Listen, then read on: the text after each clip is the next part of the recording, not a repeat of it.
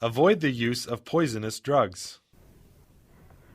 A practice that is laying the foundation of a vast amount of disease and of even more serious evils is the free use of poisonous drugs. When attacked by disease, many will not take the trouble to search out the cause of their illness. Their chief anxiety is to rid themselves of pain and inconvenience. So they resort to patent nostrums, of whose real properties they know little, or they apply to a physician for some remedy to counteract the result of their misdoing, but with no thought of making a change in their unhealthful habits. If immediate benefit is not realized, another medicine is tried, and then another. Thus the evil continues. Drugs do not cure disease. People need to be taught that drugs do not cure disease. It is true that they sometimes afford present relief, and the patient appears to recover as the result of their use. This is because nature has sufficient vital force to expel the poison and to correct the conditions that cause the disease. Health is recovered in spite of the drug, but in most cases the drug only changes the form and location of the disease. Often the effect of the poison seems to be overcome for a time, but the results remain in the system and work great harm at some later period.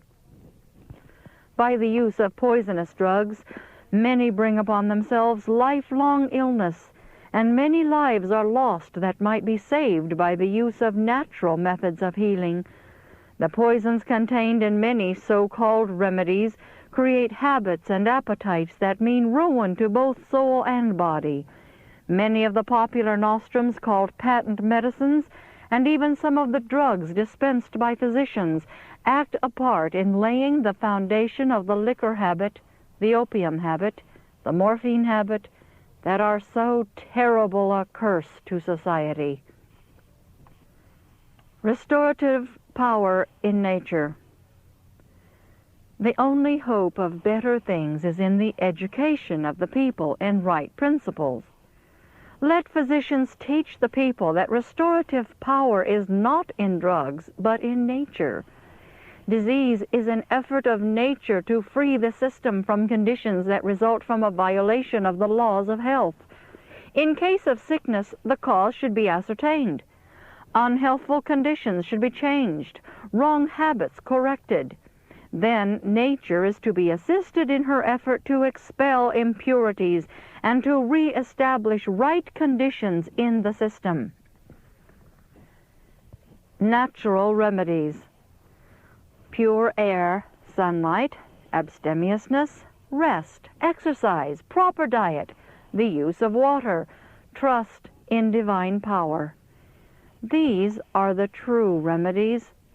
Every person should have a knowledge of nature's remedial agencies and how to apply them. It is essential both to understand the principles involved in the treatment of the sick and to have a practical training that will enable one rightly to use this knowledge. The use of natural remedies requires an amount of care and effort that many are not willing to give. Nature's process of healing and upbuilding is gradual, and to the impatient it seems slow.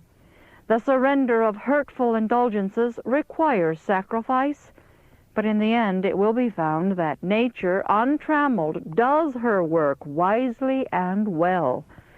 Those who persevere in obedience to her laws will reap the reward in health of body and health of mind.